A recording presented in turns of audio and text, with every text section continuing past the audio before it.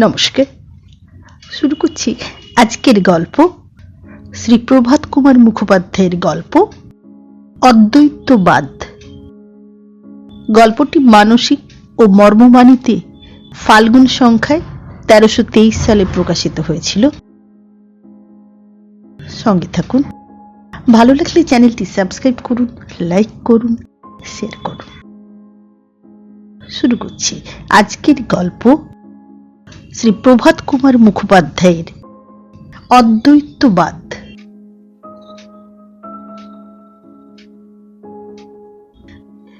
খুব সমারোহের সহিত ধর্মাহাটার মাখন সুর মহাশয়ের আদ্য শ্রাদ্ধ ক্রিয়া সম্পন্ন হইয়া গেল। স্ট্যান্ড রোডের পশ্চিম ধারে সুর অ্যান্ড কোং সাইনবোর্ড লেখা সেই প্রসিদ্ধ কাঠের আড়তখানি এই মাখন সুরের সম্পত্তি। 30 বৎসর পূর্বে কলিকাতায় আসিয়া সুর মহাশয় অল্প মূলধনে সামান্যভাবে এই আড়তখানির পত্তন করেন। কমলা সদয় নেত্রে চাহিলেন। বৎসরের পর বৎসর মাখন ফাঁপিয়া উঠিতে লাগিলেন। আরম্ভে মাসিক 12 টাকা ভাড়ায় একখানি খোলার বাড়ি লইয়া তিনি সপরিবারে বাস করিতেন। এখন ধর্মাহাটা স্ট্রিটে তাহার প্রকাণ্ড ত্রিতল অট্টালিকা। সুরমহাশয়ের পুত্রদ্বয়ের নাম অদ্বৈতচরণ ও নিতাইচরণ। জ্যেষ্ঠ অদ্বৈতচরণের বয়স এখন 31 বৎসর। রংটি তাহার মিশমিশে কালো, দাড়ি গোঁফ কামানো, চক্ষু দুইটি ছোট ছোট, তবে দাঁতগুলি বেশ বড় বড় বটে। অদ্বৈত ভারী চালাক চতুর, ব্যবসায় বুদ্ধিটা খুব। লোকে বলে বাপের ব্যবসা যদি রাখিতে হয় তবে ওই অদ্বৈতই পারিবে। নিতাইটা কোনো কম্মের নয়, অথচ নিতাই লেখাপড়া জানে, কলেজে পড়িতেছে। অদ্বৈত ইংরেজি বিও জানে না, বাংলা লেখাপড়া অর্থাৎ শিশুবোধক, ধারাপাত, শুভঙ্করী এই শিখিতে শিখিতেই অদ্বৈত 18 বর্ষে পদার্পণ করিয়াছিল। জ্যেষ্ঠপুত্রকে তখন উপযুক্ত বিবেচনা করিয়া পিতা তাহার বিবাহ দিলেন এবং দোকানে কাজ শিখাইতে লাগিলেন। নিতাই তখন 7 বছরের ছেলে। কি ভাবিয়া বলা যায় না, তাহাকে সুর মহাশয় ইংরেজি স্কুলে ভর্তি করিয়া দিলেন। দোকানের খরিদ্দারগণ মাঝে মাঝে তাহাকে ইংরেজি পত্রাদি লিখিত। সে সকল পত্র অন্য কাহারও কাছে গিয়ে পড়াইয়া আসিতে হইত। জবাব লিখিবার জন্য ইহার উহার তাহার খোসামত করিতেও হইত। তাই রাগ করিয়া বোধহয় সুর মহাশয় নিতাইকে ইংরেজি পড়িতে দিয়াছিলেন। তাহার বয়স এখন 20 বৎসর, বিয়ে পড়িতেছে। কিন্তু হইলে কি হয়, ব্যবসায় বুদ্ধি তাহার কিছুই নাই। নিতাই নিতান্তই নিরীহ প্রকৃতির লোক। তাহার রংটি দাদার মতো অত কালো নহে, চোখ দুটিও বড় বড়, কিন্তু দেহটি কিঞ্চিত কৃশ। 3 বৎসর হইল তাহারও বিবাহ হইয়াছে, এখনো সন্তানাদি হয় নাই। অদ্বৈতচরণের 2টি ছেলে, 3টি মেয়ে। শ্রাদ্ধ শান্তি চুকিয়া গেল।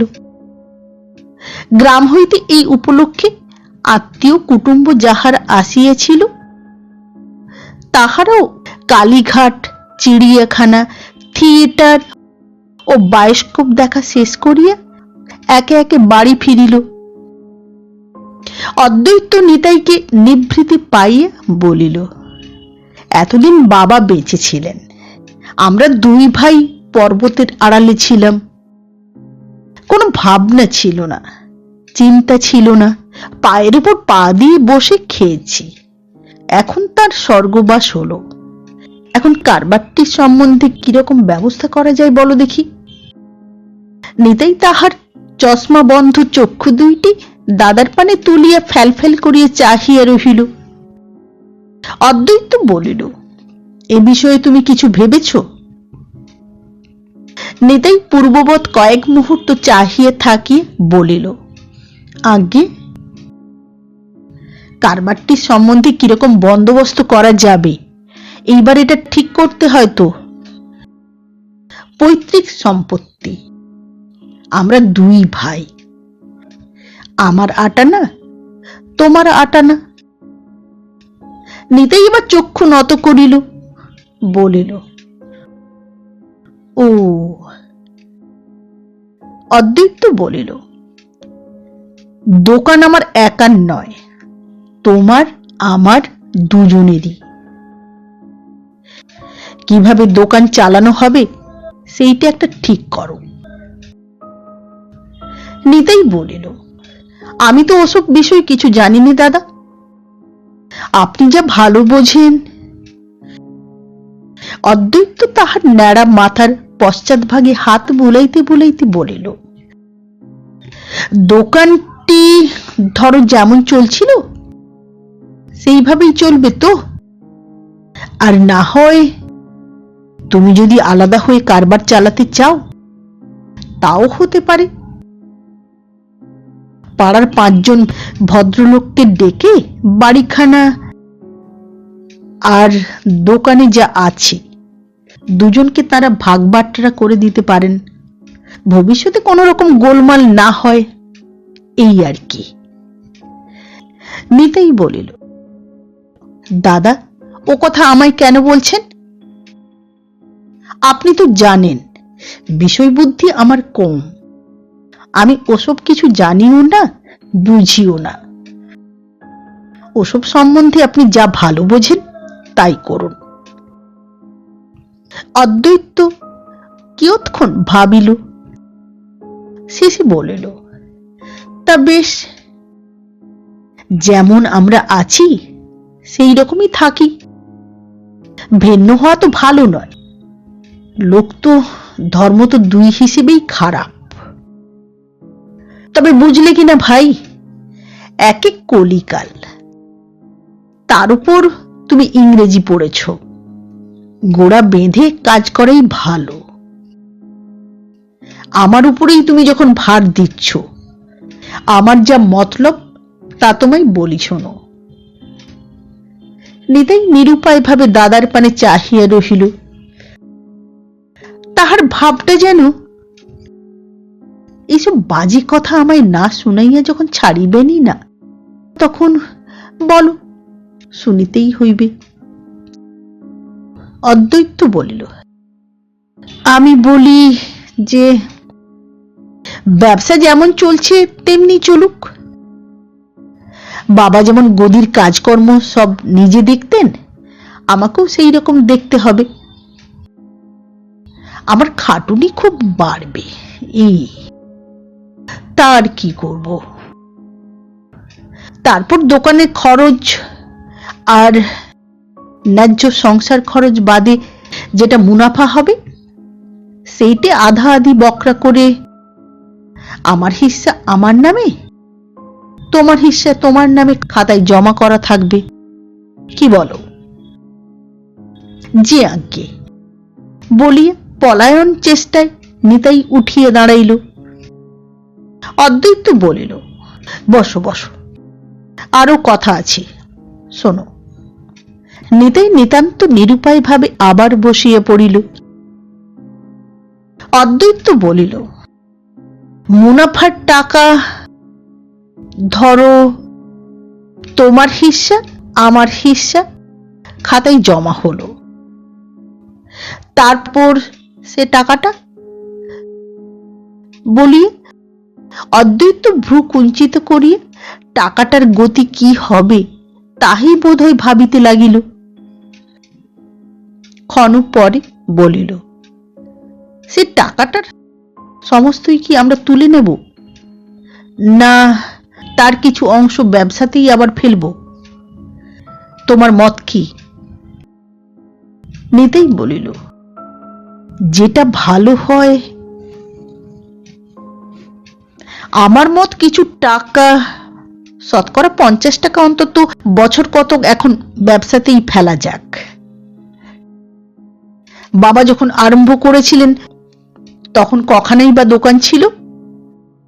এখন দেখো গঙ্গার ধারটা কাঠের আড়তে আড়তে ছেয়ে গেছে।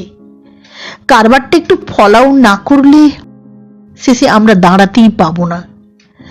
মালপত্র কিছু বেশি রাখাও দরকার। যে আজ্ঞে বলি নিতাই উঠিল। ধীরে ধীরে দাদার ঘর হইতে বাহির হইয়া বাকি পথ দ্রুতপদে অতিক্রম করিয়া তেতলায় সে নিজের পরিবার ঘরে উপনীত হইল। দ্বার একেবারে বন্ধ করিয়া দিয়ে জানালার কাছে একখানা চৌকিতে বসিয়া পড়িয়া হাঁপাইতে লাগিল।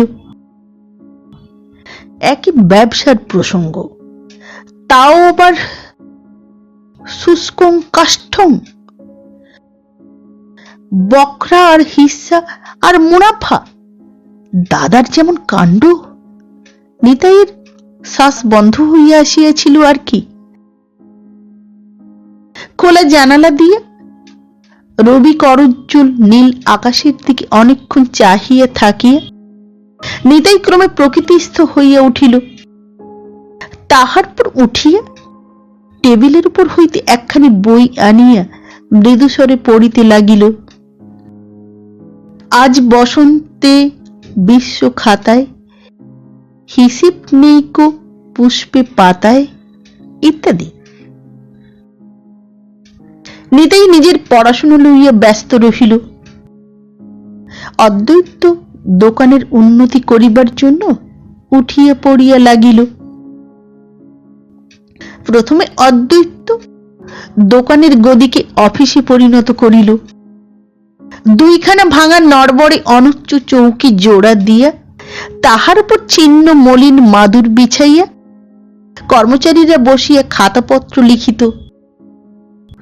অদ্বৈত সেখানে টেবিল চেয়ারের বন্দোবস্ত করিয়া দিল। দোকানে ঘড়ি ছিল না। রাধাবাজার হইতে 21 টাকা মূল্যে অদ্বৈত এক দেওয়াল ঘড়ি কিনিয়া আনিল।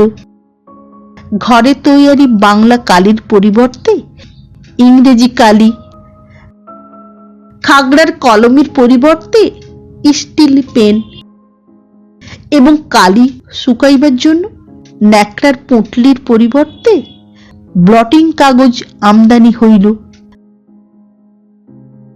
তাগাদা প্রভৃতি কার্যে নানা স্থানে যাইতে হয়। সব স্থানে ট্রামেরও সুবিধা নাই, সময় নষ্ট হয়। তাই অদ্বৈত একদিন কুকের বাড়ির নিলামে 150 টাকা দিয়ে একখানা ভাঙা অফিস গাড়ি খরিদ করিয়া ফেলিল। সেটা সারাইয়া রং করাইয়া চাকায় রবার বসাইতে আরো 350 টাকা ব্যয় হইয়া গেল। ঘোড়াও কেনা হইল। মাখন সুর কিন্তু চিরটা কাল হাঁটিয়াই কলিকাতা শহর দিগ্বিজয় করিয়া বেড়াইয়াছে। 5টা পয়সা খরচ হইবে বলিয়া সহজে ট্রামেও উঠিত না। দোকানের উন্নতির সঙ্গে সঙ্গে অদ্বৈত আত্মোন্নতি কার্যেও অবহেলা করে নাই। পৈতৃক আমলে 42 ইঞ্চি বহরের লাট্টু মার্কা ধুতি এবং চাঁদনির পিরান তাহার অঙ্গাবরণ ছিল। সে সকল ব্যবস্থা বদলাইয়া গেল। শান্তিপুর ফরাসডাঙ্গার ধুতি, ভালো ভালো কামিজ, কোট, উত্তম উড়ানি, জোড়া জোড়া বিলাতি জুতা সর্বদাই খরিদ হইতে লাগিল। কাঁচা পয়সা হাতে পাইয়া আরো 2-1টা বিষয়ে অদ্বৈত দ্রুত উন্নতি লাভ করিল। তাহার প্রকাশ করিব না। তবে এইমাত্র বলিতে পারি সঙ্গীত কলার সহিত তাহার যোগ আছে। পিতার আমলে 11 দিন মাঝে মাঝে নিতাই দোকানে গিয়া বসিত।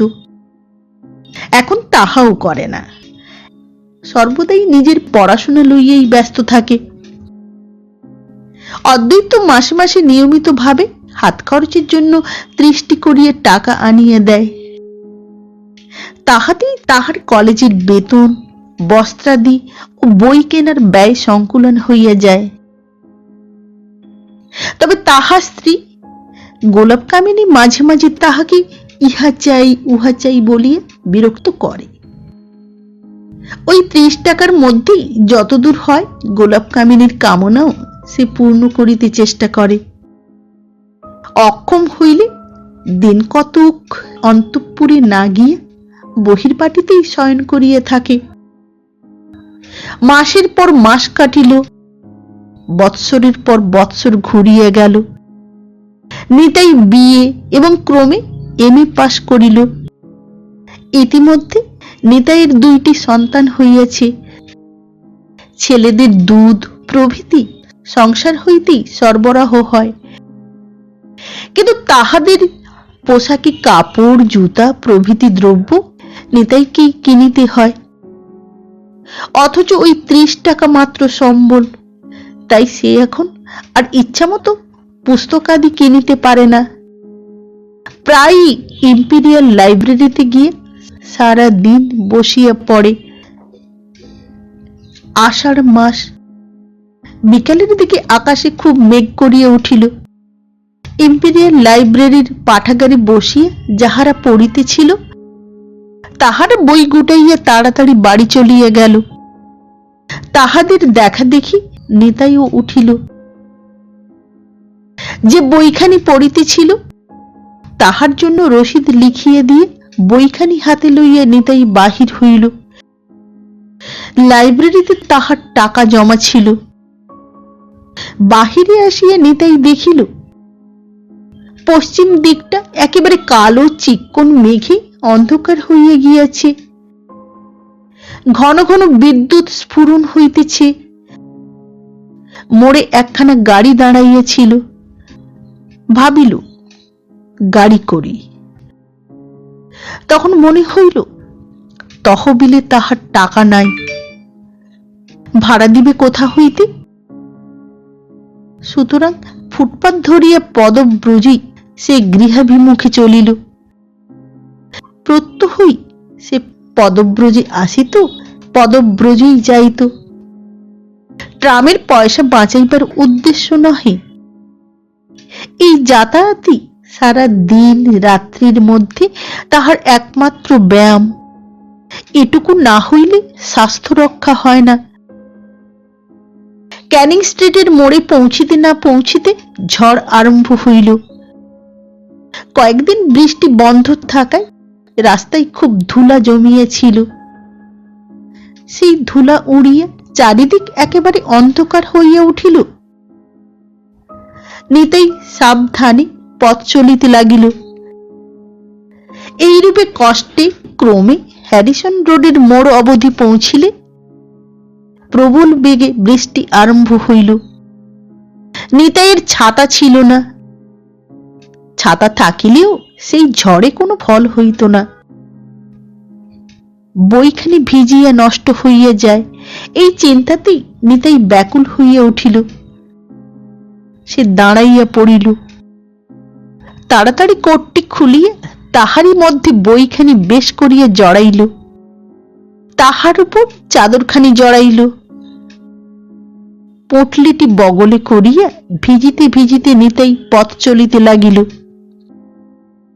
সে যখন গৃহে পৌঁছিল তখন ঝড়ের বেগ কতকটা কম, কিন্তু বৃষ্টি সমানেই পড়িতেছে। দ্বিতলে একেবারে নিজের শয়ন ঘরে গিয়া পৌঁছিল। গোলাপ কামিনী মেঝের উপর বসিয়া পান সাজিতেছিল।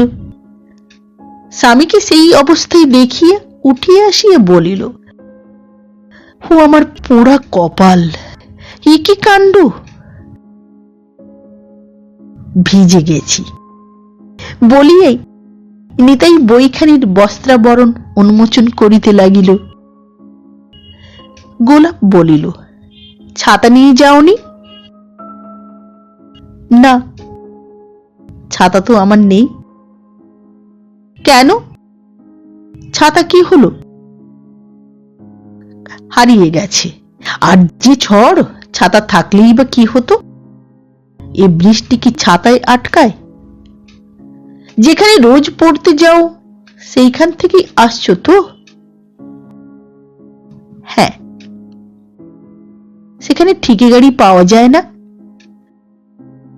এই দুর্যোগে একখানা গাড়ি ভাড়া করে আসতে হয় না?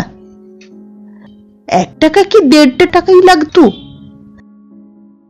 নিতেই ভিজা বইখানির প্রতি সকরুণ দৃষ্টিপাত করিয়ে বলিল, টাকা তো আর নেই, এ মাসের টাকা তো সব খরচ হয়ে গেছে। একখানা শুকনো কাপড় বের করে দাও। পরি, বড্ড শীত করছে। গোলাপ কামিনী তখন ঘরের দরজাটি বন্ধ করিয়ে দিয়ে আলনা হইতে একখানা তোয়ালে লইয়া স্বামীর দেহ মুছাইয়া দিতে লাগিল। মুছাইতে মুছাইতে বলিল, নিজের বুদ্ধির দোষে কষ্ট পাও। যার বাপের এত টাকা, তার 1 টাকা জোটে না বৃষ্টির দিনে গাড়ি ভাড়া করে বাড়ি আসতে। তোমার দাদাজি গাড়ি ঘোড়া হাঁকিয়ে বেড়াচ্ছেন, এত নবাবি করছেন, সে কার টাকায়? বাপের টাকায় নয়। আর তোমার বরাদ্দ মাসে 30টি করে টাকা। কেন তুমি নিজের পাওনা গন্ডা বুঝে নাও না? ব্যবসায় যা লাভ হয় অর্ধেক তো তোমার। এই 5 বছর তোমার হিসেবের টাকা সব গেল কোথায় শুনি? তুমি তো নিজেই গাড়ি ঘোড়া কিনতে পারো। তুমি মাসে মাসে 30টি করে টাকা নেবে কেন? কেন তুমি নেবে? কেন তুমি দাদাকে বলো না, মাসে মাসে আমায় 100 কি 200 করে টাকা দাও। এই 5 বছরে আমার ভাগে যা টাকা জমেছে আমায় মিটিয়ে দাও। লোকের পরিবার কত ভালো ভালো গয়না পরে, কাপড় পরে, আমাকে তুমি কি দিয়েছো? তোমার নিজের কাপড় চোপড়ের কি দুর্দশা দেখো দেখি। তোমার নিজের 1 ছটাকও বুদ্ধি নেই, তুমি বুঝবে না, আমার কথাও শুনবে না। তোমার ব্যাপার দেখে দেখে আমি যে আর সহ্য করতে পারি না। আমার যে মাথা গুঁজে মরতে ইচ্ছে করে। বলিতে বলিতে গোলাপ কামিনী কাঁদিয়া ফেলিল। শুষ্ক বস্ত্র পরিধান করিয়া একটি ফ্যানেলের জামা গায়ে দিয়া নিতেই আরাম বোধ করিল। গোলাপ তাহাকে জলখাবার আনিয়া দিল। খাইয়া পাঠ গৃহে পলায়ন করিবার চেষ্টায় ছিল, কিন্তু গোলাপ তাহাকে জোর করিয়া বসাইল। 1 ঘণ্টা কাল স্ত্রীর অনেক উপদেশ, অনুনয় বিনয় শ্রবণ করিয়া নিতাই প্রতিশ্রুত হইল। করল প্রভাতী দাদাকে গিয়ে সে বলিবে যে এখন হইতে হাত খরচের জন্য মাসিক 100 টাকা করিয়া তাহার প্রয়োজন, এবং গত 5 বৎসরে তাহার ভাগে যে টাকাটা জমিয়াছে তাহাও দাদার কাছে চাহিয়া লইয়া গোলাপের নামে কোম্পানির কাগজ কিনিয়া আনিবে। পরদিন প্রাতে নিতাই তাহার পাঠের ঘরে বসিয়া বিষণ্ণ মুখে ভাবিতেছে, ওসব কথা দাদাকে গিয়ে কি করিয়াই বা বলা যায়, অথচ না বলিলেও উপায় নাই। গোলাপ বলিয়াছে 7 দিন সে অপেক্ষা করিবে, দেখিবে তাহার পরামর্শ মতো কার্য হয় কি না। হয় উত্তম, না হয় ছেলেপিলে লইয়া সে বাপের বাড়ি চলিয়া যাইবে। এত কষ্ট সহ্য করা তাহার পোষাইবে না। কিন্তু নিতাইকে আর দাদার খোঁজে যাইতে হইল না। অদ্বৈত নিজেই আসিয়া নিতাইয়ের ঘরে প্রবেশ করিল। অদ্বৈত বলিল, নিতাই, বিশেষ ব্যস্ত আছো কি? আগে না, ভারী বিপদে পড়েছি নিতাই। নিতাই শঙ্কিত হইয়া বলিল, কেন দাদা, কি হয়েছে?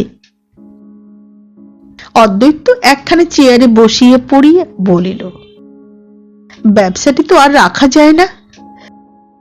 কাঠের বাজার এমন মন্দা পড়েছে যে সে আর কহতব্য নয়। কবছর তো ক্রমাগত লোকসানি দিচ্ছি, দেনাই দেনাই মাথার চুল অবধি বিকিয়ে যাবার জো হয়েছে। নিতাই ফ্যাল ফ্যাল করিয়া দাদার পানে চাহিয়া রহিল। মনে মনে ভাবিল, দাদার কাছে টাকা চাহিবারই উপযুক্ত অবসর বটে। অদ্বৈত বলিল, মারোয়ারির কাছে হুন্ডিতে 5,000 টাকা ধার নিয়েছিলাম, সুদে আসলে 7,000-ই দাঁড়িয়েছে, শোধ করতে পারিনি। বাটা নালিশ করে দিয়েছে, বিক্রি হলেই দোকানখানি ক্রোক করবে, নিলেমে চড়াবে, বাজারে ক্রেডিট নষ্ট হয়ে যাবে, সর্বনাশ হবে। তাই ভাই, তোমাকে না জিজ্ঞাসা করেই বাড়িখানি বন্ধক রেখে 10,000 টাকা এক জায়গায় ধার নেবার বন্দোবস্ত করেছি। আপাতত এই টাকাগুলো ফেলে দিয়ে মান ইজ্জত তো বজায় রাখি, পরে ক্রমে ক্রমে টাকা শোধ করে বাড়িখানি উদ্ধার করে নিলেই হবে। এ বিষয়ে তুমি কি বলো? অদ্বৈতের চক্ষু দুইটি ছলছল করিতে লাগিল। দেখিয়ে নিতাইয়ের বড় দুঃখ হইল। সে বলিল, তা যা ভালো বোঝেন তাই করুন দাদা, আমি আর কি বলবো। তাহলে তোমার অমত নেই তো? বাঁচালে ভাই, আমি জানি তুমি সেরকম নও, তাই সাহস করে তোমায় না জিজ্ঞাসা করেই বন্দোবস্ত করে ফেলেছি। 10,000 টাকা পাওয়া যাবে, মারোয়ারির 7,000, আরো খুচরোখানি 1,000 টাকা দেনা আছে, সেগুলো সব ওই টাকা থেকে শোধ করে নিশ্চিন্ত হতে পারি। তুমি কি আজ লাইব্রেরিতে যাবে? আগে হ্যাঁ। তুমি 12টার সময় যাও তো।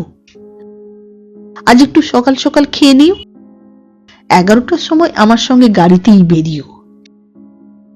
অ্যাটর্নি অফিসে গিয়ে বন্ধকির দলিলখানাতে সই করে সেই গাড়িতেই রেজিস্ট্রি অফিসে গিয়ে দলিলখানা রেজিস্ট্রি করাতে হবে। বোধহয় 1-1:30টার মধ্যেই সব কাজ হয়ে যাবে। আমি বরং তোমায় লাইব্রেরিতে নামিয়ে দিয়ে আসব।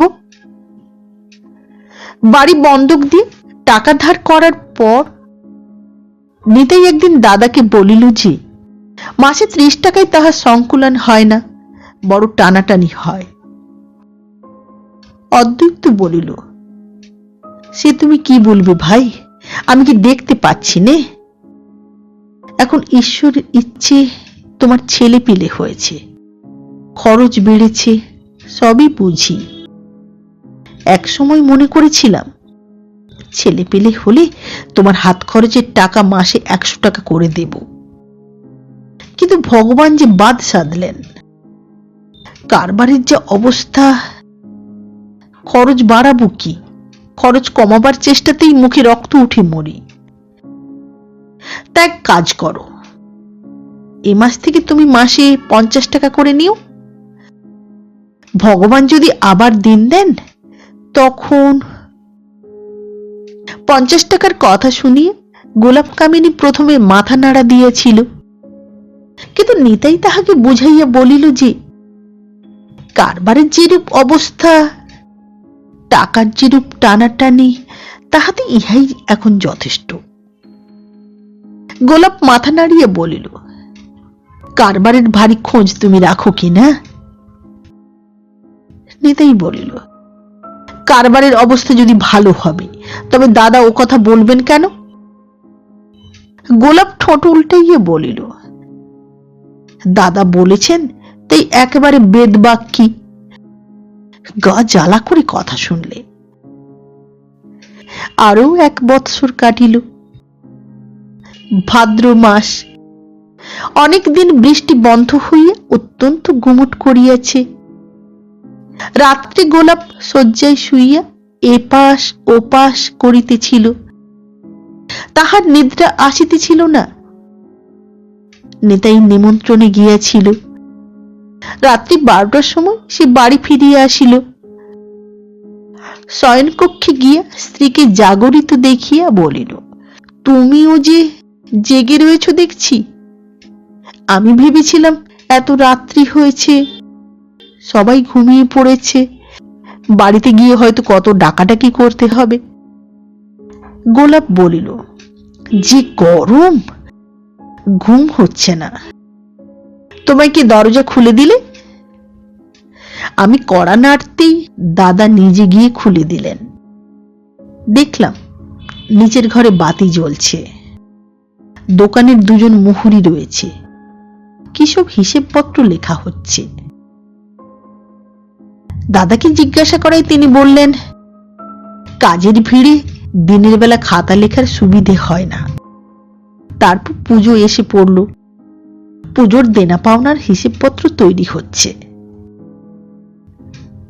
স্বামীর আগমনে গোলাপ শয্যায় উঠিয়া বসিয়াছিল, মুখ বাঁকাইয়া বলিল, ইস, পুজোর হিসেব তৈরি হচ্ছে।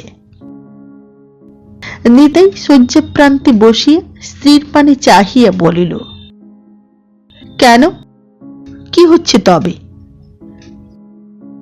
হচ্ছে একটা মজা। কি কি হচ্ছে? কদিন থেকেই তো রাত্রে ওই নিচের ঘরে খিল বন্ধ করে পুজোর হিসেব তৈরি হচ্ছে। ওরে আমার পুজোর হিসেব করুনি রে। নিতাই বিস্মিত হইয়া বলিল, পুজোর হিসেব নয়, তবে কি হচ্ছে তুমি জানো? জানি। কি? খুব সাবধান, কাউকে যদি না বলো তাহলে বলি তোমায়।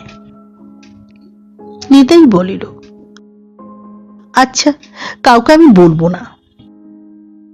গোলাপ চুপি চুপি বলিল, খাতা বদলানো হচ্ছে। বদলানো হচ্ছে কেন? গোলাপ চক্ষু ঘুরাইয়া নাক ফুলাইয়া বলিল, আজুলি আজুলি। খাতা বদলানো হয় কেন? কোনো একটা মোকদ্দমা টোকদ্দমা হবে, তার জন্য আর কি। এইটুকু বুদ্ধিতে আসে না? এমএ পাস করেছিলে কেন? নিতাই চিন্তিত হইয়া বলিল, মোকদ্দমা? কি মোকদ্দমা আবার? আমি তো বুঝতে পারছি না। খাতা বদলানো হচ্ছে তাই বা তুমি জানলে কি করে? জানলাম কি করে শুনবে? শোনো তবে বলি। বলিয়া গোলাপ বালিশের নিম্ন হইতে পানের ডিবা বাহির করিয়া দুইটা পান মুখে দিয়ে বলিল, দোক্তার কৌটোটা আবার ফেললাম কোথায়? হ্যাঁ, ওই যে রয়েছে আরশির কাছে। এনে দাও না গা, আমি আর উঠতে পারি নে। নিতাই বিছানা হইতে নামিয়া কৌটা আনিয়া দিল। গোলাপ একটু দোক্তা লইয়া মুখে দিয়া বলিল, আমি জানলাম কি করে শুনবে? পরশু বুঝেছ, অনেক রাত্রে উঠে আমি বাইরে গিয়েছিলাম, দেখলাম নিচে ওই জানালার ফাঁক দিয়ে আলো বেরোচ্ছে, মানুষ কথা কইছে। এ সময় ওখানে কে কি করে এই ভেবে পা টিপে টিপে চোরটির মতন নিচে নেমে গেলাম। আস্তে আস্তে জানালাটির কাছে গিয়ে ফুটো দিয়ে দেখলাম বড়ঠাকুর বসে গুড়গুড়িতে তামাক খাচ্ছেন, মুহুরি দুজন খাতা লিখছে। কথাবার্তা শুনে বুঝলাম আড়তে যেসব মাল নেই, কোনো কালে ছিল না, সেসব মাল মজুদ আছে বলে লেখা হচ্ছে। বড়ঠাকুর বললেন, দেখো দেখি বর্মার সেগুন কত টাকার হলো।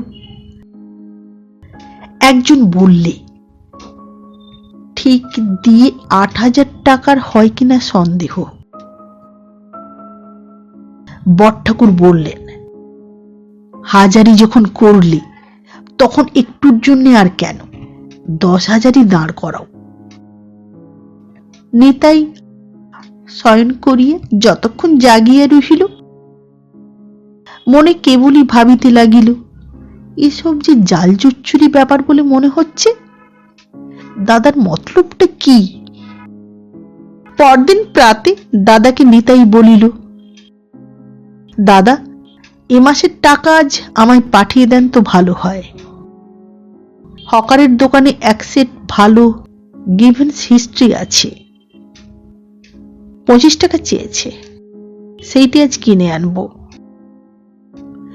অদ্বৈত বলিল, আচ্ছা, টাকাটা পাঠিয়ে দেব এখন। সারাদিন নিতাই টাকার জন্য অপেক্ষা করিয়া রহিল, কিন্তু টাকা আসিল না। হকার বলিয়াছিল আজ সারাদিন বইগুলি সে রাখিবে, অন্য কাহাকেও সে বিক্রয় করিবে না। আজ যদি নিতাই সেগুলি না কিনিয়া লয়, করল যে খরিদ্দার সে পাইবে তাহাকেই বেচিয়া ফেলিবে। সন্ধ্যার পর নিতাই ভাবিল, যাই, আড়তে গিয়ে টাকা লইয়া আসি। কাল তখন প্রাতে উঠিয়া হকারের দোকানে গিয়ে বইগুলি কিনিয়া ফেলিব। আজ রাত্রে বাড়ি আসিবার সময় দাদা যদি টাকা আনিতে ভুলিয়া যান, তবে করল বেলা 1টার পূর্বে আর টাকা পাওয়া যাইবে না, বইগুলি হাতছাড়া হইয়া যাইবে। গোলাপ বলিল, এমন সময় বেরুচ্ছ কোথা? নিতাই বলিল, আড়তে যাচ্ছি টাকা আনতে। কখন ফিরবে? আধ ঘন্টার মধ্যে। ওগো, বেরুচ্ছ যখন একটা কাজ করবে। কি? 4 আনা পয়সা নিয়ে যাও, 2 ছড়া বেলফুলের মালা কিনে নিয়ে এসো। বলিয়া গোলাপ স্বামীর হাতে একটি সিকি দিল। কনুইয়ের নিকট ছেঁড়া কোটটি গায়ে দিয়া, চটি জুতা পায়ে দিয়ে, ছড়ি হস্তে ঠকঠক করিতে করিতে নিতাই আড়তের দিকে অগ্রসর হইল। স্ট্যান্ডের মোড়ে গ্যাস পোস্টের নিকট দাঁড়াইয়া এক ব্যক্তি একগোছ বেলফুলের মালা বেচিতেছিল। তাহার নিকট যাইতে ফুলের সৌরভ পাইয়া নিতাই ভাবিল, ফিরিবার সময় 2 গাছি এই মালা গোলাপের জন্য সে কিনিয়া লইয়া যাইবে। আড়তে পৌঁছিয়া নিতাই দেখিল চাকর বাকর সকলে চলিয়া গিয়াছে। কেবল অফিস ঘরে টিমটিম করিয়া একটি লণ্ঠন জ্বলিতেছে, আর তাহার দাদা গালে হাত দিয়ে টেবিলের নিকট একাকী বসিয়া আছেন। নিতাই ডাকিল, দাদা। অদ্বৈত হঠাৎ চমকিয়া উঠিল, বলিয়া উঠিল, কে? নিতাই? এত রাত্রে কি কারণে? নিতাই বলিল, দাদা, সেই টাকাগুলো তো আজ। অদ্বৈত বলিল, আচ্ছা, সে আমি বাড়ি যাবার সময় নিয়ে যাব এখন। নিতাই বলিল, যদি ভুল হয়ে যায় তাহলে কিন্তু। অদ্বৈত বিরক্ত হইয়া বলিল, আহ, ভুল হবে কেন? টাকা আজ রাত্রেই পাবে। পাবে, এখন বাড়ি যাও। দাদার ভাবভঙ্গি দেখিয়ে নিতাই একটু আশ্চর্য হইল। আচ্ছা, তাহলে যাই বলিয়া অফিস ঘর হইতে সে বাহির হইল। অদ্বৈত ডাকিয়া বলিল, ও হে, শোনো, একটা কথা শোনো। নিতাই পুনঃপ্রবেশ করিয়া বলিল, আজ্ঞে, বাড়ি গিয়ে আমার জন্য 1 কলসি জল গরম করতে বলো তো, গিয়েই আমি চান করব। নিতাই বলিল, এত রাত্রে স্নান করবেন? হ্যাঁ হ্যাঁ, চান করব। আপনার শরীর ভালো আছে তো? বেশ আছে, চট করে বাড়ি যাও। এই সময় দোকানের একজন কর্মচারী খালি গায়ে একটা কেরোসিনের টিন হাতে করিয়ে অফিস ঘরে প্রবেশ করিল। নিতাইকে দেখি চমকে উঠিয়া সে ব্যক্তি বলিল, কে? ছোটবাবু? নিতাই বলিল, এত রাত্রে তেল কিনতে গিয়েছিলে নাকি? সে বলিল, আজ্ঞে না, কতকগুলো কাঠে উই লেগেছিল, তাই সেগুলোতে খানিক কেরোসিন ছড়িয়ে দিয়ে এলাম। বলিয়ে সে ব্যক্তি অদ্বৈত বাবুর পানে চাহিয়ে রহিল। অদ্বৈত বলিল, নিতাই, তুমি যাও চট করে, দেরি করো না। নিতাই বাড়ি আসিয়া পৌঁছিল। গোলাপ বলিল, আমার মালা কই? নিতাই বলিল, ওই যা, ভুলে গেছি। আহারাদি করিয়ে নিতাই তাহার বন্ধু হৃদয় মল্লিকের বাড়িতে গেল। সেখান হইতে উভয় বায়োস্কোপ দেখিতে যাইবে। অনেক রাত্রে ডাকাডাকি হাঁকাহাঁকিতে বাড়ির সকলের ঘুম ভাঙিয়া গেল। ছুটিয়া শয়নকক্ষ হইতে বাহির হইয়া সকলে শুনিল, সর্বনাশ হইয়াছে, আড়তে আগুন লাগিয়ে গিয়েছে। নিতাই তখনও ফেরে নাই।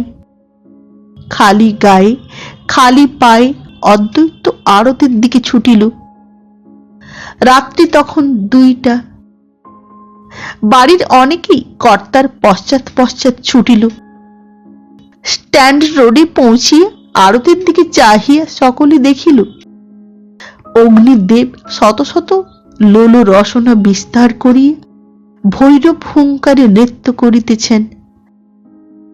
রাস্তায় অসম্ভব ভিড় ঠেলিয়া অদ্বৈত আড়তের সম্মুখে পৌঁছিয়া পাগলের মতো আগুনের পানে চাহিতে লাগিল।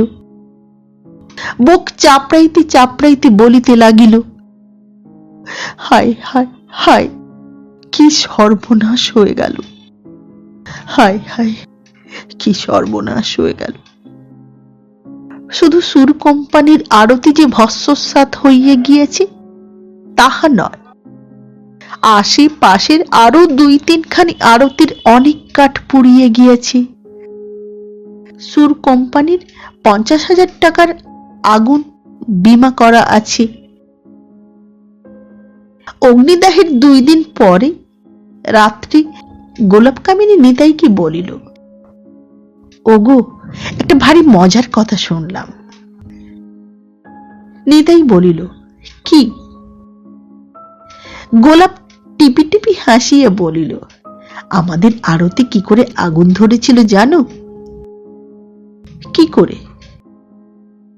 গোলাপ কাছে সরিয়ে আসিয়া স্বামীর কানে কানে বলিল, খুব সাবধান, কাউকে বলো না।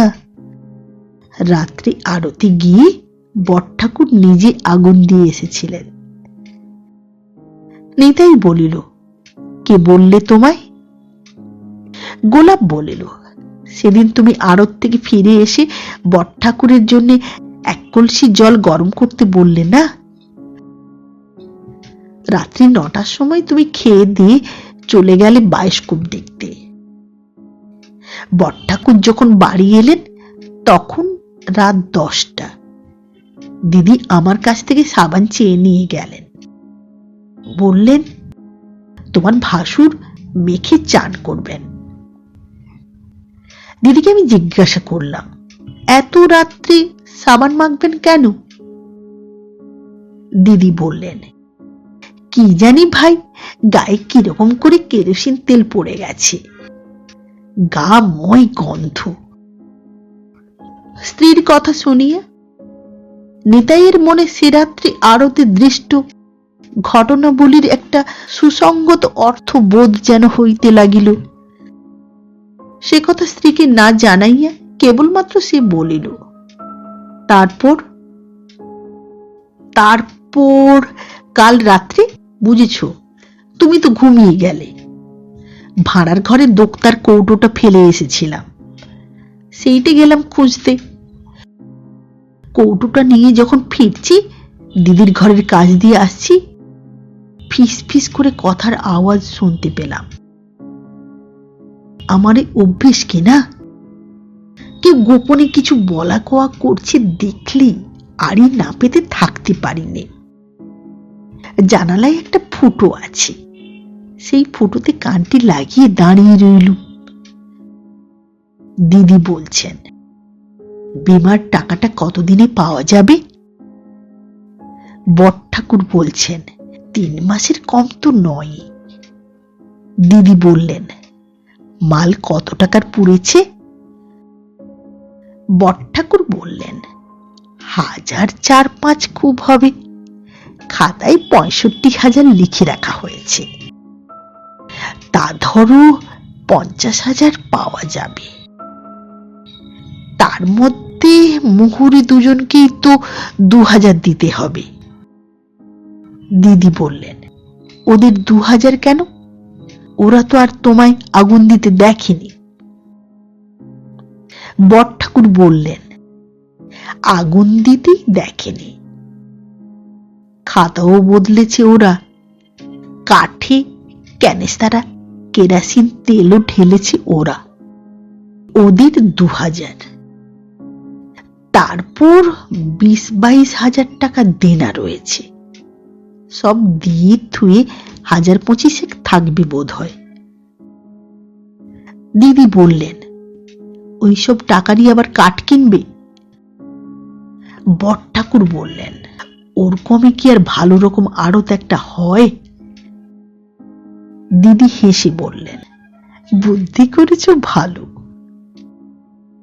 স্ত্রীর মুখে এই সকল বিবরণ শুনিয়া নিতাই একেবারে কাঠ হইয়া গেল। লজ্জায় যেন মাটিতে মিশিয়ে যাইতে চাহিল। গোলাপ বলিল, দেখো দেখিনি, বড়ঠাকুরের কেমন বুদ্ধি। এক মায়ের পেটের ভাই তোমরা দুজনে, তবে তোমার এমন বুদ্ধি খেলে না কেন? নিতাই ঘৃণায় এ কথার কোনো উত্তর করিল না। ধীরে ধীরে শয়নকক্ষ হইতে বাহির হইয়া গেল। কয়েকদিন পরে অদ্বৈত একখানা কাগজ হাতে করিয়া নিতাইয়ের পরিবার ঘরে প্রবেশ করিয়া বলিল, এই কাগজখানা পড়ে দেখো তো, এতে কি লেখা আছে?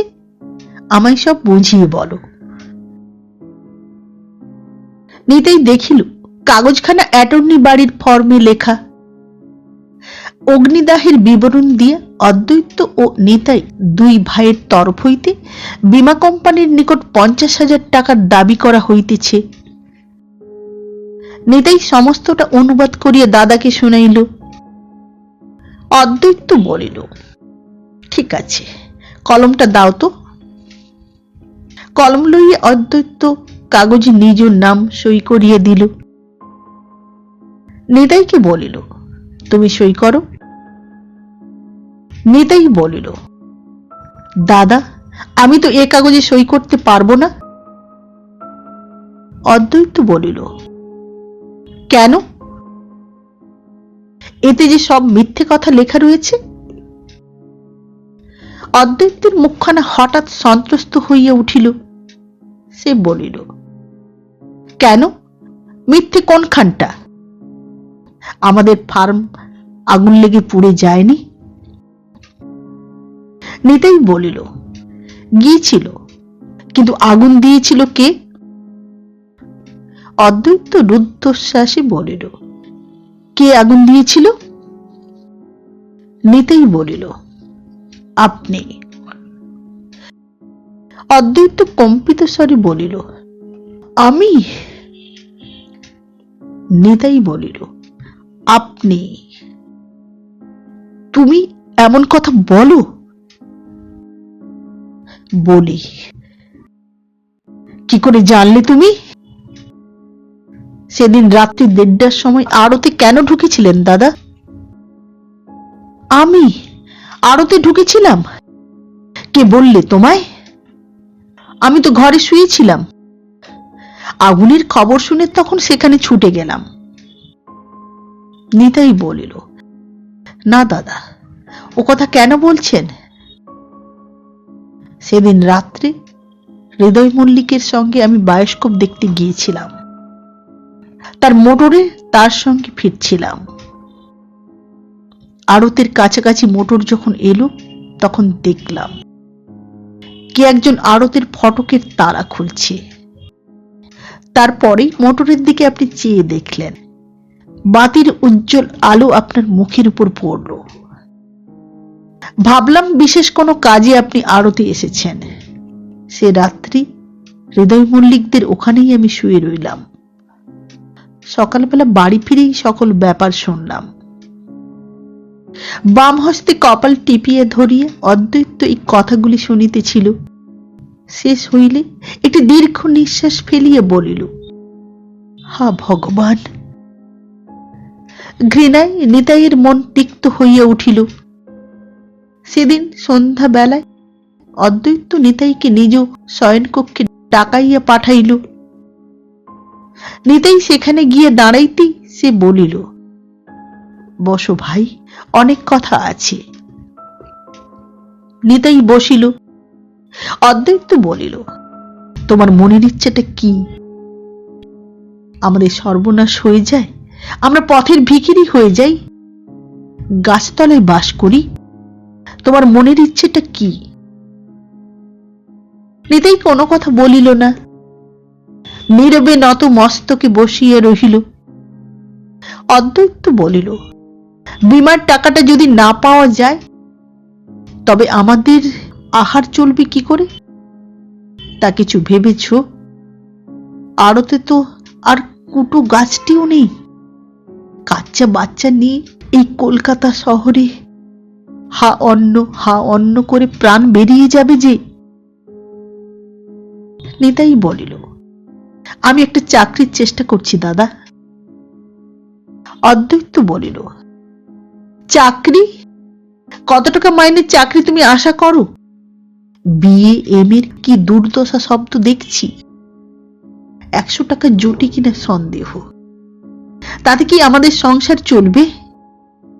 মাসে 500 টাকার 1 পয়সা কমে এ সংসারটি যে চলে না ভাই।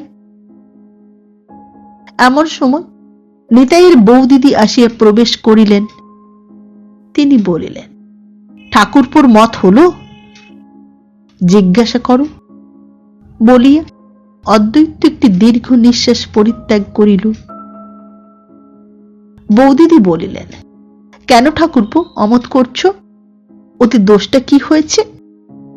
সইটি করে দাও, লক্ষ্মী ভাই আমার। নিতাই উঠি সেখান হইতে প্রস্থান করিল। শয়নকক্ষে প্রবেশ করিয়া দেখিল গোলাপ কামিনী একেবারে অগ্নি শর্মা। স্বামীকে দেখিবা মাত্র সে বলিয়া উঠিল, বলি হ্যাঁ গা, তোমার রকমখানা কি? তুমি সইটি করে দিলে যদি 50,000 টাকা পাওয়া যায়, সংসারটি বজায় থাকে, তা করছো না কেন বলো দেখিনি? নিতাই বলিল, ও মিথ্যা প্রবঞ্চনা আমার দ্বারা হবে না। গোলাপ ঝাঁঝিয়ে উঠিয়ে বলিল, মিথ্যা প্রবঞ্চনা কিসে হলো শুনি?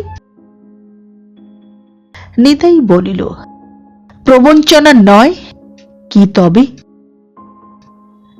গোলাপ বলিল, প্রবঞ্চনা? একে বুঝি বলে প্রবঞ্চনা? একটা সই করে দিলেই বুঝি প্রবঞ্চনা হয়?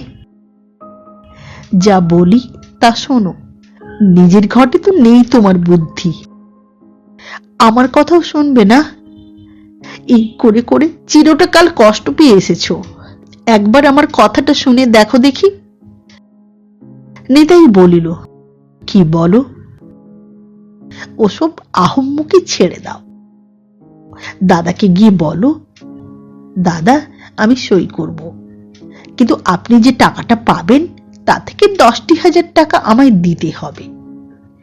এইতে যদি রাজি হন তবে বলুন, আমি সই করে দিচ্ছি। সই করে দাও। এই একটা দাও, বুঝতে পারছো না? তারপর টাকাটা নিয়ে কোম্পানির কাগজ কিনে রাখো।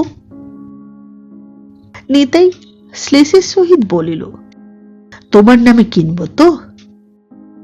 গোলাপ বলিল, কেনই যদি, তাতে তোমায় কেউ দুষবে না গো। লোকে অমন করে থাকে, আমার নামেই কেন আর তোমার নামেই কেন, সে তোমারই থাকবে। আমি কিন্তু সে কাগজ আঁচলে বেঁধে বাপের বাড়ি নিয়ে যাব না, অসময়ে তোমারই কাজে লাগবে। নিতাই বলিল, দেখো গোলাপ, আমায় কেন মিছে ওসব কথা বলছো? আমি জেনে শুনে ওরকম অধর্মের কাজ করতে পারবো না। পরদিন নিতাইয়ের উপর এইরূপ পিড়াপিড়ি চলিল। অদ্বৈত বলিল, দেখো এতে অধর্ম হবে কেন মনে করছো? আমি কি কারো কোনো লোকসান করছি? করছেন বই কি, ওই কোম্পানিকে ঠকিয়ে টাকা নিচ্ছেন না? কি মুশকিল, তাতে তাদের আবার লোকসান কি? ওই জন্যই তো তারা ব্যবসা খুলেছে। বছরে লক্ষ লক্ষ কোটি কোটি টাকা তারা নিচ্ছে, কখনো কখনো 10-20 হাজার দিচ্ছে। আমায় 50,000 দিলে কি তারা ফেল হয়ে যাবে? নিতাই চুপ করিয়ে রহিল। অদ্বৈত আবার বলিল, হ্যাঁ, এমন যদি হতো যে একজন মহাজনের তহবিল থেকে ওই টাকাটা আমি বের করে নিচ্ছি, ও টাকাটা আমায় দিয়ে তার ব্যবসা মাটি হয়ে যাচ্ছে, তাহলে বটে অধর্ম আছে, তার ক্ষতি করছি। এ কি একজনকার? এই ধরো, শিবপুরে কোম্পানির বাগানে গিয়ে একটু কুল গাছ থেকে আমি যদি 2টো কুল পেড়ে খাই, তাতে কি কোনো পাপ আছে? লক্ষ লক্ষ কুল রয়েছে, 2টো যদি আমি পেড়ে খাই, যার কুল গাছ সে তো জানতেও পারবে না। অধর্ম হবে বলে তুমি কেন ভয় করছো? বেশ করে তালিয়ে বুঝে দেখো দেখি, এতে কোনো দোষ নেই, এ তো আমাদের ন্যায্য পাওনা। নিতাই তলাইয়া বুঝিতে চেষ্টা করিল, কিন্তু বুঝিতে পারিল না। অবশেষে বাড়ির লোকের ভীষণ উৎপীড়নে তাহার বন্ধু হৃদয় মল্লিকের নিকট হইতে টাকা ধার করিয়া বাড়ি ছাড়িয়া সে পলাইয়া গেল। 1 মাস পরে লাহোর হইতে দাদাকে নিতাই পত্র লিখিল, শ্রীচরণেশু, আমি আপনাদের না বলিয়া গৃহ ছাড়িয়া আসিয়াছিলাম, এজন্য আমার অপরাধ গ্রহণ করিবেন না। এখানকার কলেজে একটি প্রফেসরি চাকরি খালি আছে শুনিয়েই আমি চলিয়া আসি। সেই চাকরিটির জন্য এতদিন উমেদারিতে ছিলাম, শুনিয়া সুখী হইবেন, আমার চেষ্টা সফল হইয়াছে। কর্মটি আমি পাইয়াছি, বেতন মাসিক 200 টাকা। এই স্থানে সকল জিনিসই সুলভ। ওই টাকায় অনায়াসে আমাদের সকলেরই গ্রাসাচ্ছাদন এখানে নির্বাহ হইতে পারে। আমার বিবেচনায় এখন আপনার কলিকাতায় থাকিবার কোনো প্রয়োজন নাই। ব্যবসাটি যখন গেল, কি অবলম্বন করিয়া সেখানে থাকিবেন? অতএব যত শীঘ্র হয় আপনি সপরিবারে এখানে চলিয়ে আসলেই ভালো হয়। বাড়িখানি উদ্ধার করিবার ক্ষমতা আপাতত আমাদের নাই, তবে ঋণের সুদ মাসে মাসে আমি মাহিনার টাকা হইতে দিব। যদি ভগবান আবার কখনো সুদিন দেন, তখন বাড়িখানি উদ্ধার করা যাইবে। এখানে বাড়ি ভাড়া সস্তা, মাসিক 30-40 টাকা ভাড়ায় আমাদের সকলের সংকুলান হইতে পারে এমন একখানি বাড়ি পাওয়া যাইতে পারে। আপনার অনুমতি পাইলেই বাড়ি ঠিক করিব। যদি রাখা খরচ প্রভৃতির টাকা আপনার হাতে না থাকে, তবে জানাইবেন, আমি কোনো উপায়ে তাহা সংগ্রহ করিয়া আপনাকে পাঠাইয়া দিব। এখানকার জল হাওয়া বেশ ভালো, আমি ভালো আছি। আপনাদের সকলের কুশল সংবাদ লিখিয়া চিন্তা দূর করিবেন। আপনি আমার বহু বহু প্রণাম জানিবেন এবং বৌদিদি ঠাকুরানীকে জানাইবেন। বালক বালিকাগণকে আমার আশীর্বাদ জানাইবেন। আপনার পত্রের জন্য বিশেষ উদ্বিগ্ন রহিলাম। এটি শ্রী নিতাই চরণ সুর। পত্রখানি পাইয়া অদ্বৈত চরণ মনে মনে হাসিতে লাগিল। এখন কি তাহার যাইবার উপায় আছে? আড়তে প্রত্যহ কাঠ আসিতেছে, সে সমস্ত দেখাশোনা বন্দোবস্ত করা, কাজের ভিড় অত্যন্ত অধিক। দরখাস্তে নিতাইয়ের নাম জাল করিয়া বীমা কোম্পানির নিকট হইতে সে নিজের ন্যায্য পাওনা আদায় করিয়া লইয়াছে। নমস্কার। অদ্বৈতবাদ গল্পটি পাঠ করে শোনালাম। ভালো লাগলে চ্যানেলটি সাবস্ক্রাইব করুন, লাইক করুন, শেয়ার করুন। আবার দেখা হবে আগামী পর্বে একটি নতুন গল্প নিয়ে। আজকের মতো নমস্কার।